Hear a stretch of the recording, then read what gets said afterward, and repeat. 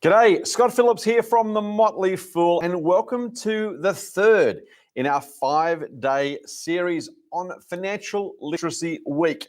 All this week, we have been helping you, I hope, or at least aiming to help you, take control of your financial lives and build a beautiful financial future. Now, this is day 3. This is hump day. If you've made it this far, thank you very much. If you've had a chance to have a look at the videos we've done so far, we really appreciate that too. Before I go any further, I'm going to do a recap in a second, but I want to just tell you about 2 quick things. The first is, most importantly, if you're here because you want to take control or keep control, take better control of your financial life. You want to make better financial decisions. I hope that's you. I hope that's what you're already doing. I hope you're going to keep doing that this week.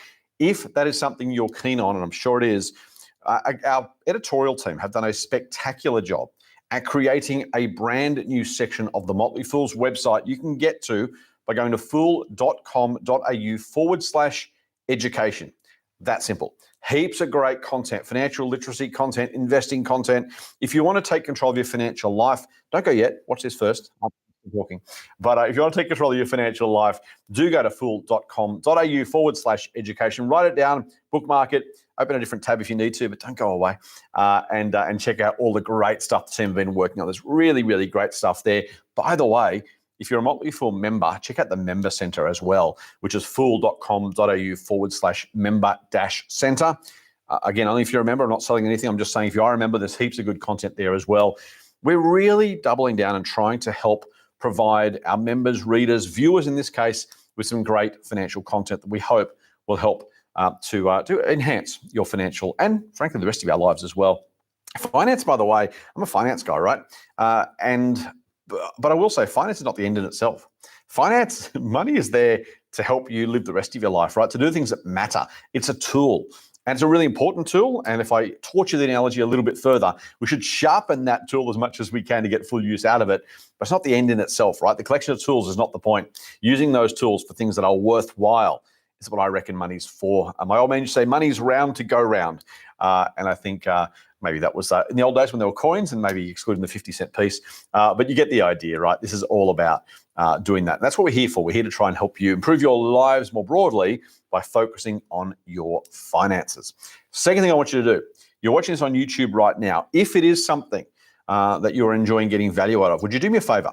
Would you subscribe? Firstly, like the video, hit the little thumb up button down a bit lower, down below me here, and also subscribe to the channel if you want to get more from us. We don't post a heap of stuff. Usually, if I'm doing media stuff, I'll post it there. This sort of content, we'll do more Q&As in future and that kind of thing. So you get the best of what we're bringing you. Just click on the subscribe button on the YouTube channel just below this video, if you wouldn't mind, if you want to. All right, that's that out of the way. This is hump day, as I said. And this is kind of the crux. This is the inflection point. This is the fulcrum. Throw the metaphors around willy-nilly here. This is the stuff that we hope will help you kind of take what we've talked about the last couple of days and start to put it in some really significant focus. These are the steps I want you to take today that'll help you. Now, I said yesterday, I want you to start thinking about your budget. Think about where you're spending your money. Think about what you're doing with your cash. Most importantly, think about paying yourself first. Now, budgeting is a really, really, really boring topic for a whole lot of people. Hopefully it's interesting. Hopefully it's worthwhile. Hopefully it's one of those things that you kind of have to do, but you get really good value from. It's one of those things, those things you just have to do, but they're worthwhile. That's kind of what this is about. Budgeting is never going to be fun. By the way, if you can gamify it, I'll talk about that again in a minute. You can make a little tiny bit more fun. You might even get a bit of a kick out of it. If you're that sort of person, frankly, you are miles ahead of everybody else, because if you can make it something that becomes its own game, its own thing, frankly, engage with it more. And that's going to be better for you and better for your finances. So if you are that sort of person, great. If not, we'll try and gamify it a little bit for you. But I will talk a little bit about that. I'll talk about getting your financial house in order. And then I'll start to talk a little bit more about some savings ideas and how to do that. So this is very much, I think, a to-do session. Now, as always, I can't give you personal financial advice, right? Nothing I say here is personal advice. I'm not really talking about stocks or investing at all anyway, but just so you know, anything we do chat about here is general advice only. It's not stuff that is tailored for you, but it is things I think if you do, as an individual, if you can make this work for you, I think you'll be in a pretty good place. So let's get to budgeting. I said yesterday, the most important thing you can do, I'm 1,000,000% sure, when you have the facility to, is to pay yourself first. That is, take the money you're going to invest or save, or both. They're kind of the same thing. We'll talk about how, maybe a bit tomorrow, and where they're different. But for our purposes, that saving and investing bucket, we'll call it the same thing, at least for now. Put that aside first. Why? Because it means whatever happens through the rest of the week or month or fortnight till you get paid next, that money has been put aside. That's there for the purpose it's intended, which is to build your financial fortress, to build your financial future. So paying yourself first, saving that money is always step number one. Now, you can do this one of two ways. You can either decide an amount of money and say, that's how much I'm putting aside, and make the rest work. And for some people, that's all budgeting needs to be. It's just literally, hey, put that aside, live with everything else that's left, and make that work for you. Some people prefer that because it's less detailed. It's less, if you're not a box ticker, if you're not someone who loves spreadsheets or lists or whatever, you might be happy to say, look, I'm just going to put that aside, and then I'll live with what's left, and I'll just manage it. Leave it with me, Scott. I'm good. And if that's you, that's cool. Other people say, you know what? Firstly, I want to know where money's going. Secondly, I want to make sure if I put that money aside, there's enough left over to actually live on. And one of the hardest parts, I don't love the idea of subscription services because you can't pay every month for something. Otherwise, you could buy up front and own outright. We talked yesterday about car ownership versus car leases. That's a great example. A car lease is kind of a subscription car purchase, right? A subscription car service where you pay every month for the car you're driving. On one hand, that lets you kind of, spread out your pay, and that kind of makes some sense. On the other hand, paying up front means you never ever have to pay for it again, at least until the car needs to be replaced. So there's value in both. What I will say is that one of the hardest parts in budgeting is where the costs you have to meet don't match up with your pay periods. If you've got a yearly rego to pay, you're not paying the rego every time you get paid. If you get paid weekly, but pay rego once a year, you got kind of 52 pays and one bill. And so how do you allocate that money? Now, there are ways to do it, and I'll talk about those in a sec, but that's where budgeting is a little bit harder. If you've got to pay the groceries every week and you get paid every week, that's great.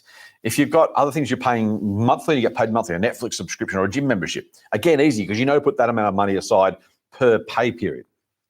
Where subscription stuff does help, as much as I don't love the idea of new cars, for example, and that kind of thing being leased, where it helps is you can align the payment with the pay period. And I suspect, I kind of hope, at least part of me hopes, some of those more necessary bills that we have to pay, we can find a way to align those better over time. I would love a government to be able to pay rego, for example, weekly or fortnightly or monthly, so you can actually pay it as you go rather than having to save up.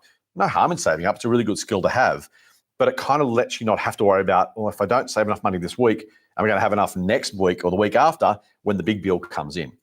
Same with insurance. There's a lot of insurance you can pay by the month now. It'd be great to be able to break that down and say, here's how I get paid, here's how I pay those bills, line that up so you kind of know what's coming and going. That's a bit of a tangent, but the reason I raise it is because that's how I want you to think about your budgeting. So it's fine to say, put some money aside, worry about the rest of the week or the rest of the fortnight, the rest of the month, but I do want you to be careful to make sure you know what you have to pay. So here's what I'm going to suggest. And again, make whatever changes this you need to make. This is how I would do it. This is how I think you should do it, but you make your own choices. I want you to grab a piece of paper. And on that piece of paper, I want you to make columns. I want you to make columns for yearly, quarterly, monthly, and weekly. That's it, right? No surprise there. And then I want you to write down, don't put values against it just yet. Write down, by the way, this video will be available on YouTube later, so you can go back to it if you haven't got the pen and paper handy. If you think it's useful, you want to just kind of go more slowly, you can go through it later. So know that that'll be here. Listen to me now, but know that it'll be there later. So write down your columns, yearly, quarterly, monthly, weekly.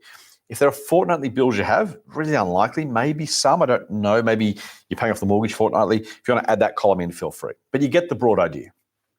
Don't worry about the dollars just yet. I want you to think about all the things in your life that fit in those buckets. Rego is probably yearly. Car insurance, probably yearly. You may have monthly, in which case put it in the monthly bucket. If you're paying rates are probably quarterly. Electricity, water, gas, probably quarterly. Again, do all those things. Paying gym memberships, Netflix subscriptions, they're probably monthly. If you're paying rent, it's probably weekly. Do all those things. Put those in those buckets just so you get a sense of what you're spending your money on. Don't forget about things like groceries, although you can put groceries in the weekly one if you want. If you buy them weekly, you probably are. If you buy clothes on a semi-regular basis, you might want to do that. But what I would suggest is do that first. Then in a separate bucket, think about all those other things. I've just mentioned a couple that are semi-regular purchases or sporadic purchases. It might be going out for dinner, for drinks, concerts, catching up with friends. It might be buying yourself new clothes. It might be you might replace your phone every so often. Those kind of larger expenses that fit in a separate bucket but don't have a necessarily direct allocation, put some money down there. So that's the first bit. Why am I doing this? Because I want you to start thinking about the categories of your spending. What I want you to then do is think about them in order of the cost. Because as we said yesterday, saving yourself a cup of coffee a week is not going to break the bank. It's a good habit because you'll start to get benefit out of it and value out of it and realize what you're saving. But it's the big expenses that matter most. So start from the top. Start with your mortgage or your rent. Start with your car payment if you've got one. I hope by now, maybe not overnight, but get rid of your lease at some point. You may be paying off a car though, right? So put your car repayments there. And then go down, think about your rates, your insurances. They're the really big, chunky single bills. They're the things you need to allow for. And the reason I want you to do those first is because you then start to think about what are they worth? And then what do I have to put aside per pay period?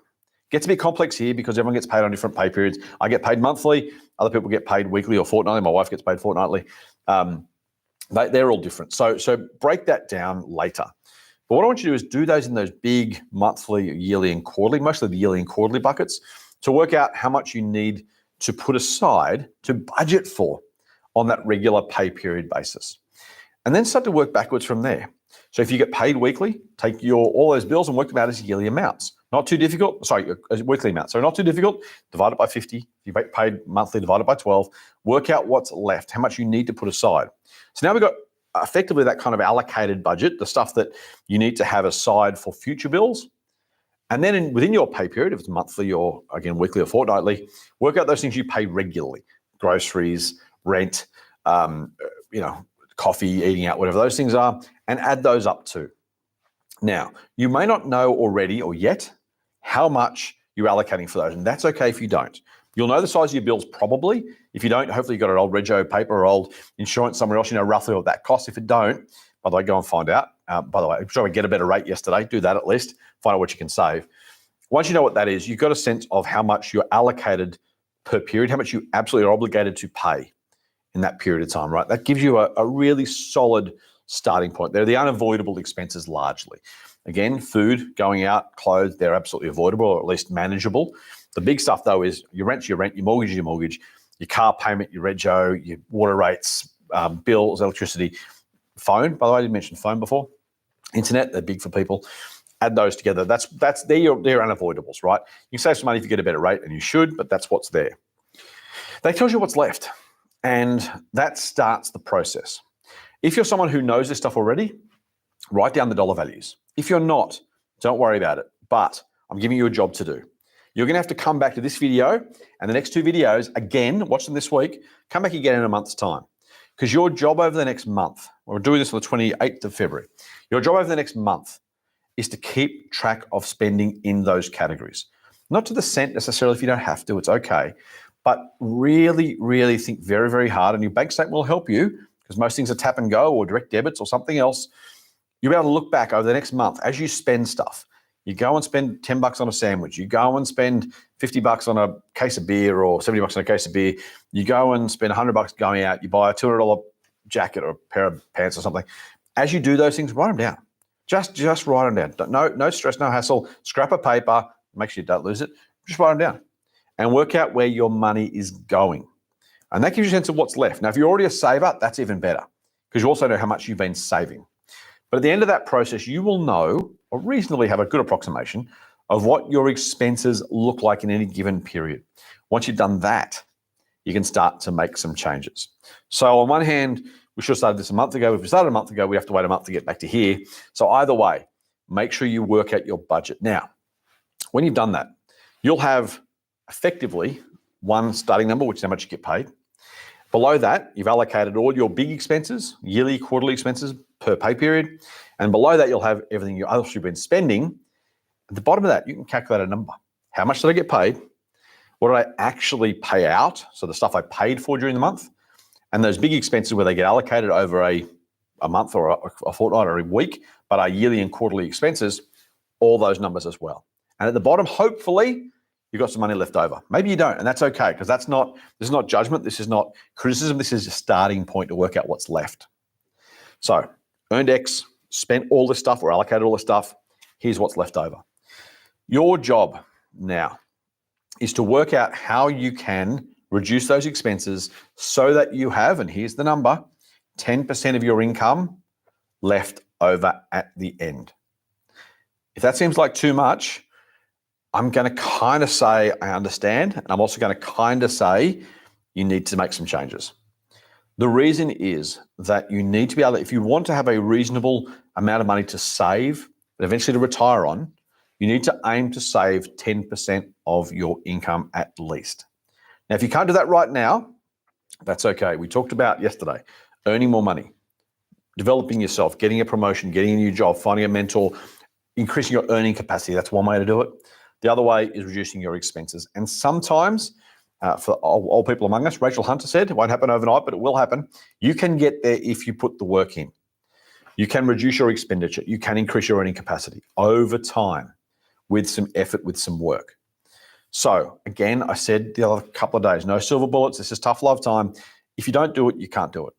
And that's okay if you want to stop here. If you want to stop here and say, I thought this was for me. I don't really want to save any money. I don't really want to get ahead financially. I like living paycheck to paycheck. Yes, my tongue is firmly in my cheek.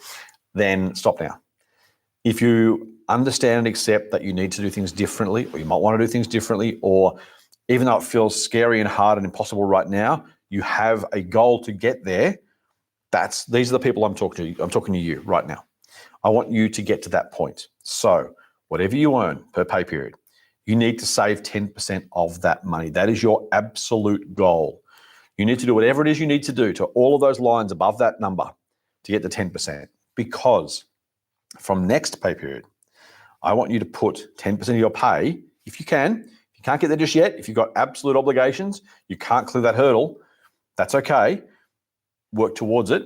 But ideally, I want everyone watching, or as many people as who can, to transfer 10% or get the payroll, as I said yesterday, pay office to put 10% of your pay directly into a separate account, which you never, ever, ever, ever, ever touch, with one exception, which I'll get to. That's the job. So over the next month, again, if you've got the data now, do it. If you always pay everything on tap and go, then you've probably got that information. You can pull it off your bank account right now, go and do that. If you want to just keep a record on a bit of paper, scrap of paper in the purse or the wallet, do it when you get home, whatever you want to do that too. Over the next month, you need to get control of your finances. I can't help you if you don't help yourself. Number one is know what you spend, know where you spend it. That is absolutely the first job you've got.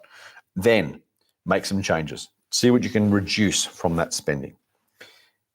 I mentioned gamification yesterday. I mentioned it again earlier in this session. I want you to try and think about ways to either reward yourself or celebrate or enjoy or something the money you're saving. Because if you can find it in yourself to make a game of getting to that point. Yeah, okay, I want the cup of coffee, but if I don't do it, right, there's $5. Write down $5 in a bit of paper, back of your head, on your phone. You know, when you went out and you bought the $15 course of dish instead of the $20 dish, save another $5. They feel like silly examples, right? Except when you start to add that up, when you start to have that sense of achievement, then you start to get ahead. And once you've done that, that's when the snowball can, as I mentioned the snowball yesterday, I'll do it again. That's when the snowball starts to unroll. That's where the value is. Now, I've spoken a lot about budgeting, and that, frankly, is the fundamental starting point. So I've overdone it. Probably haven't even done it enough, frankly. Spent a lot of time on it. That's really, really, really important. If you don't do that, I can't help you with the rest of it because there's got to be money left over. But again, not just left over, paid first. You know it. That's exactly right. Now, I want to talk to you about dumping your debts. I talked about the fact that for some of you, the car debt, the car loan will be in there. One of the best ways, and this sounds obvious, and it kind of is in one level, one of the best ways to free up some extra cash every pay period is to not pay back debts. Now, I'm not saying don't pay back your debts. I'm not saying declare bankruptcy. Those are bad, bad, bad solutions. What I am saying is once you've been able to reduce those debts, get rid of them, any money you're currently using to spend to pay off those debts becomes money you can save. Or, by the way, spend some of it as well. I'm not a finance guy who says you should deprive yourself of everything. I'm not saying save 50% of your income because then you'll be able to retire early. I mean, but I don't want you sitting at home on a milk crate, in torn clothes while you're trying to save the extra couple of bucks without the heater on. I want you to enjoy life, right? I want you to enjoy the spoils of the hard work that you're doing. But I do want you to be able to get out from under that yoke of not having enough cash and paying interest and repayments to other people. Debts come in normally three big areas, particularly these days. The biggest one tends to be, depending on the individual, car loan or credit card debt. Some people have racked up scary amounts of credit card debt, $10,000, $20,000, $25,000. You need to kill that debt off. That is stupidly expensive debt. They'll be charging you 20 or 24% per annum to pay off that. It is just an absolute yoke around your neck. And in a minute, I'll talk about how to get that under control. If you really, really are struggling and you're just drowning under this thing, there's solutions. So credit card debt, if it's big, most people it's a car debt. I said yesterday, I want you to readjust your expectations around what sort of car you can drive.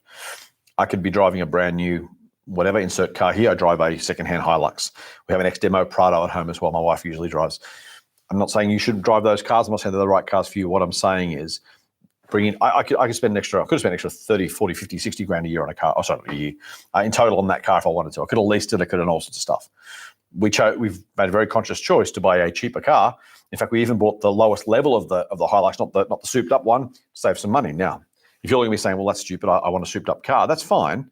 Just know what you're trading off. If you're paying extra 5, 10, 15 grand for that car, that's 5, 10, or 15 grand you can't be saving.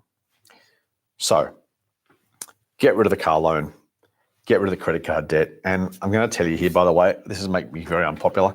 Get rid of your buy now, pay later accounts. You don't need them. They just entice you to save because you because you can. I know I have to spend $100. I go spend $25. Yeah, the other $75 happens in the future, but that's future Scott's problem. You know by now that's crazy behavior. It's crazy talk.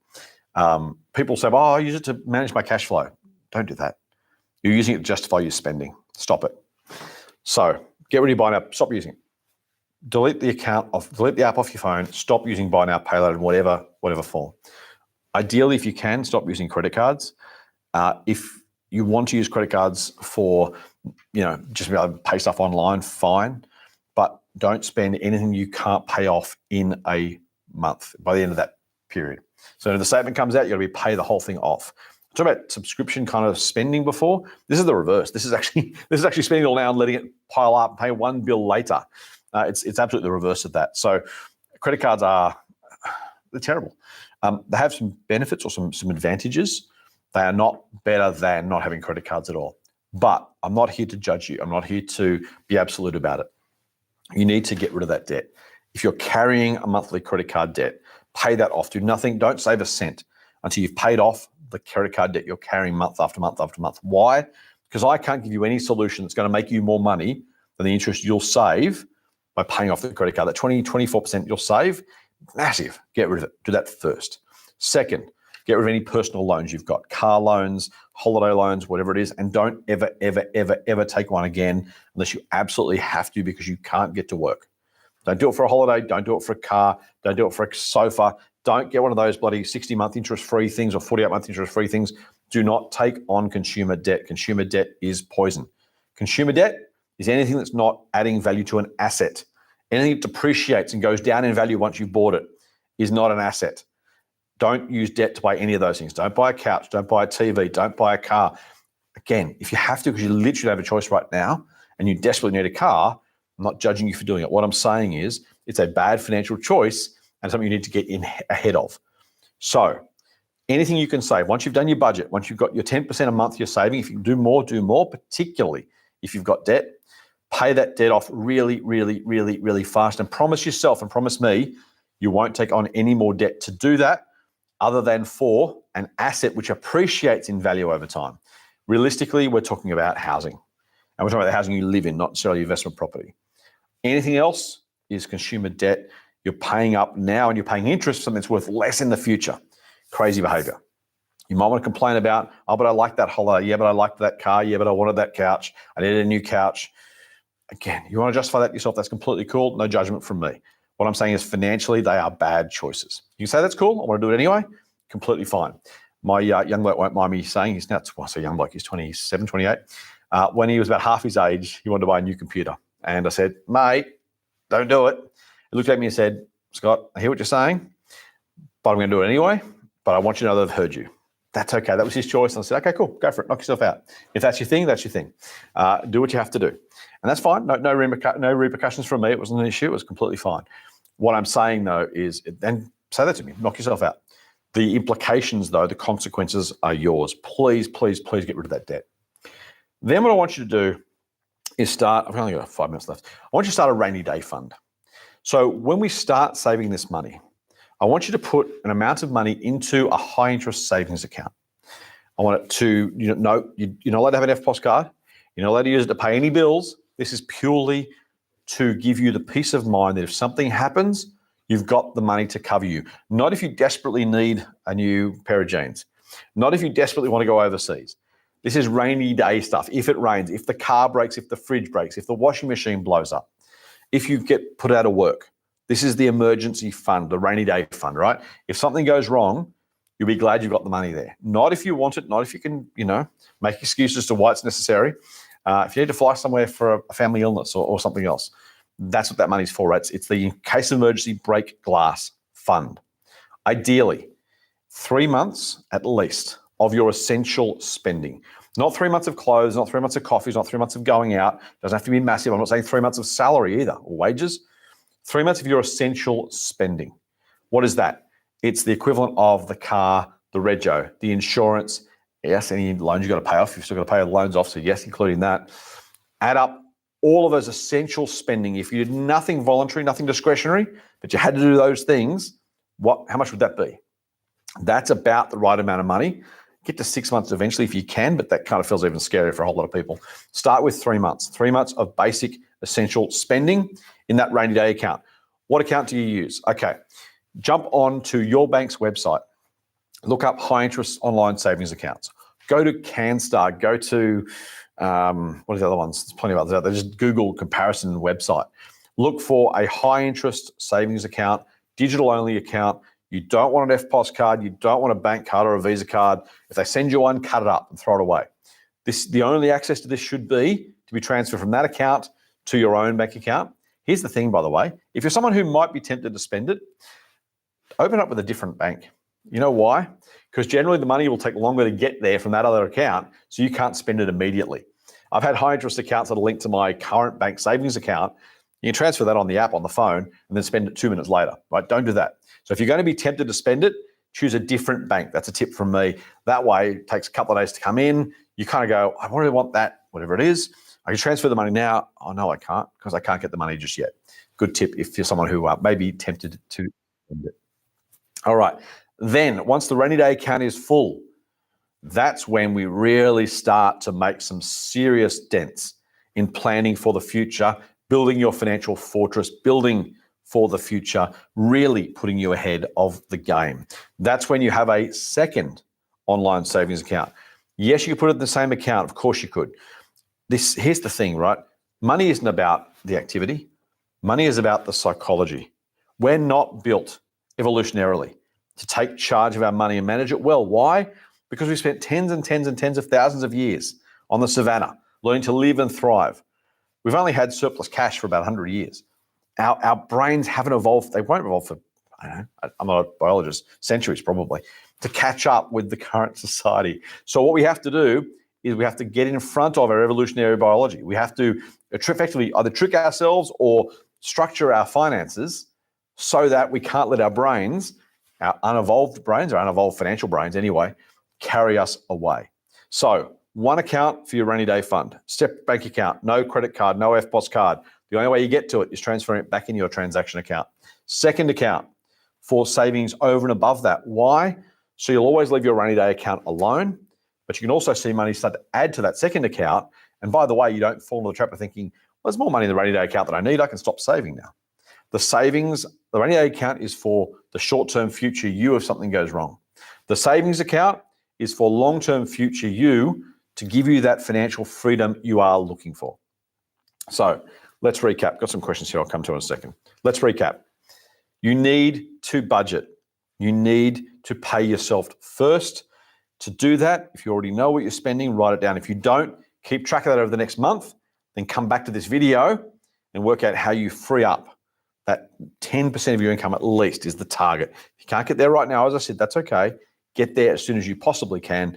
Earn more, spend less. I'm sorry, that's just the way the maths works. That sounds too tough. You're going to have to make a call. Either ignore me or find a way to do it. Completely up to you, no judgment, but just understand that's the choice you got. Rainy day account, at least 3 months of essential spending. Put it aside, don't access it.